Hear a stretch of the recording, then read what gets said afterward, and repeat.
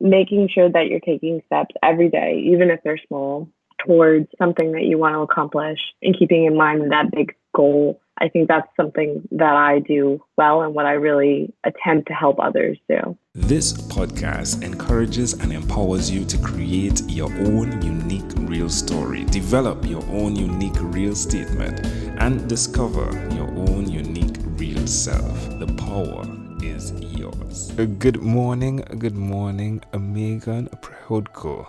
How are you doing on this wonderful, beautiful morning?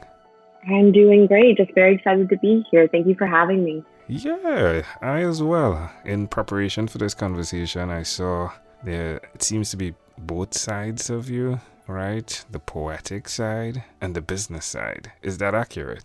That's a good way to put it. I do think I have a little bit of dualism going on.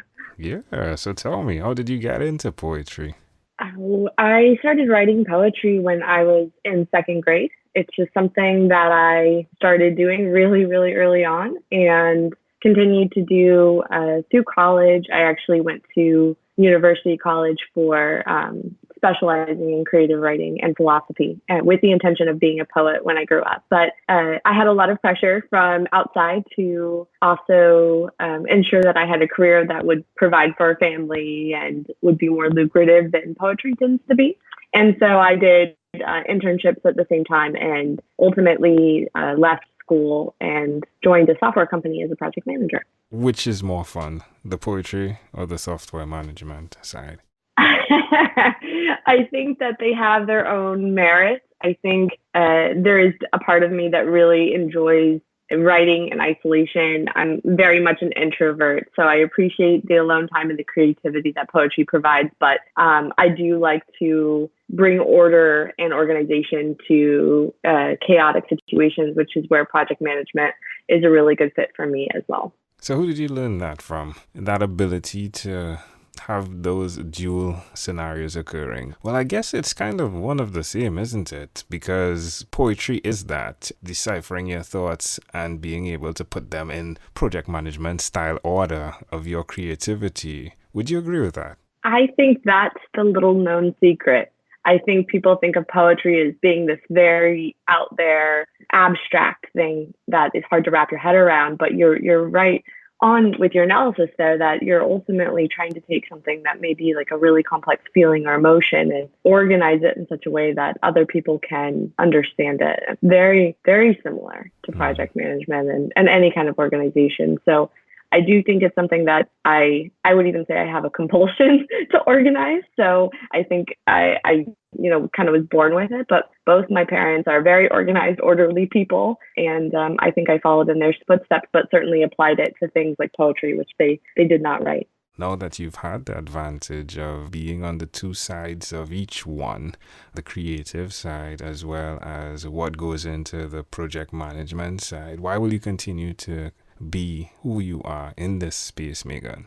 I think that when you have something that you really love to do, even if you're not good at it, if you love to do it, you sort of have an obligation to see it through and carry it through. And being organized and disciplined is something that has really helped me throughout my life. If I'm over my head with something, I know that if every single day I go and approach the project or work or whatever it is, and I, in a disciplined, organized fashion, approach parts of it or chunks of it and slowly work through it. At the end of the day, I always complete it. I always do a good job, and I always come out the other side. I'm much more like the tortoise in the story of the tortoise and the hare. I'm the slow and steady approach as opposed to sprinting at the last minute like the hare. And I do think that if that's your talent, you have an obligation to stick to it, and then also show other people how to do it or apply it to other people. I think something that I've picked up recently with poetry is editing, and it really gives me the opportunity to show other people how they can tackle something like a book and take something like just a raw idea and turn it into an actual book and make it into a story, again, through organization. And I think that that's been really powerful. That's wonderful. Tell me some of the books that you've edited, aside from yours, please. So I've edited Making Fake Star Trek, which is by John Lem and Andy Bray. And I also edited I Am Professional Metalhead by Angelo Spinolio, and I probably butchered his last name, very Italian last name. Spinello, thank you. So yes, all three very talented authors that had personal stories to tell that were just fascinating. One, Andy and John's about making a fan film based on Star Trek, and Angela's about his professional career and also his love of metal music, and very niche, very interesting topics that I had never been introduced to before. Not a Trekkie, not a metalhead. And I really enjoyed working with all of them to bring those books forward. That's wonderful. Of course, you can listen to episode 2654 and check out Angelo. He's a pretty cool guy as well to have a conversation with. Well, that's amazing. Small world. I'm so glad that you've now actually opened up in your versatility as to what you're working on. That is amazing. Where can people that are listening connect with you if they require your services? I have a website, meganprikhodko.com, and then you can also find me on Instagram, which is Megan Prikhodko author. That's wonderful. Tell me one other thing that you've done consistently over the last 3 years, please. I think over the last 3 years, I've really made a concerted effort to consider the people I surround myself with. I think sometimes in life, you just go through the motions, and I think about roughly around 3 years ago, I kind of looked up and realized that I was surrounded by a lot of people who I didn't think were challenging me, or maybe weren't the best people to have around me. And so I made an effort to really look for people who I wanted to learn from. Maybe I disagreed with their politics, or maybe I disagreed with their thoughts, or maybe they were saying things that I'd never heard about. And so I really reached out and tried to build a group of people around me. And some of these people aren't even people who know me. They can be influencers even, or podcasters. And I think that's really important. It was important to me to be a little bit more conscious of who I was surrounding myself with, and making sure that I was growing as a person by those people. So for the past 3 years, I've found influencers, I've listened to podcasts, I've read a lot more. I've tried to really create more relationships outside of just immediate family to build that support system. And, I have to tell you, it has served me so well. And I've just been really amazed at just how many amazing people there are out there who have incredible stories or opinions or thoughts and are willing to engage in fruitful conversations with you. If you took a minute and looked back over the past from 3 years ago to today, how does it make you feel to see the transformation that has occurred? I think I would be a little bit surprised by what I was able to accomplish in 3 years. Something like writing my own book was always a bucket list item. And since that time, I have written a book, edited 2, and I'm working on editing a 3rd. So, I've done a lot of things that I didn't even think were possible within that 3-year period, simply because I was listening to people doing different things than I was doing at the time. Amazing audience. Again, you're hearing it live from Megan. You can check her out at meganprikhodko.com. Megan, let's switch gears for a moment. Let me invite you now into my time machine that is surrounded with beautiful, warm, blue Caribbean water. Megan, what's your earliest childhood memory? Yeah, so I actually have a poem about this in my poetry book, and it's the first poem. And I was living in Georgia at the time, and my sister and I attempted to make homes for the ants that are there in the very sandy soil in Georgia. And we did not realize at the time that they were red ants, fire ants. And so they attacked us, and my mom came out and sprayed us down with a hose to get them off. And so that's my earliest memory, is being attacked by fire ants. Wow.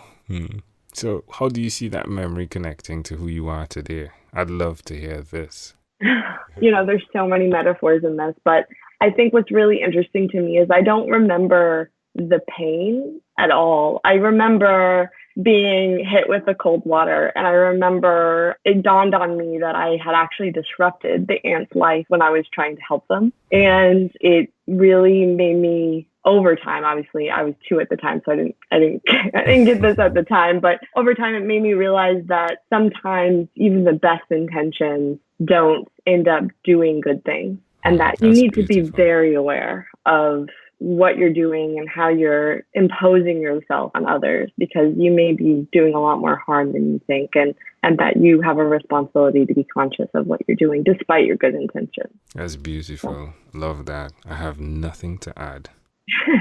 If we fast forward to when you were 12 years old, what was your favorite song? So I think it was Slide by Goo Goo Dolls. I was a 90s kid, so I was very much listening to whatever was on the radio. That's cool. All right, my friend. Well, we've arrived at our destination, but before we get off of this time machine, there's a small declaration form, so it's yes or no. We're going to move pretty quickly here. Are you ready, Megan? Sure. Megan, have you chosen someone to pass on your skills to? My kids. I have two beautiful children. One's about to turn 6 and one's 3. And I just can't wait to teach them how to write and teach them how to organize their thought and give them that power. Are you married? Yes. All right. So you say you have 2 children. Do you believe in God? I think God and religion is such a personal thing. And I think that I like the idea of God, and I like the idea that there's someone out there. And I think it's your responsibility to constantly question the existence of God and look for the existence of God. Poetic. Do you have an inner circle of friends? I do. Do you watch TV for more than 3 hours a day? No, I do not. Or what about 3 hours a week? Maybe. What about screen time, the phone and the computer? Is it more than 8 or less than 8 hours a day? Unfortunately, a symptom of working for a software company is being behind a screen more than 8 hours a day. So yeah, I definitely am. Yeah, it's one of those things. All right. So if you had to share with us your own unique real statement, a statement that represents who you are, Megan Prikhodko, what would you say that is?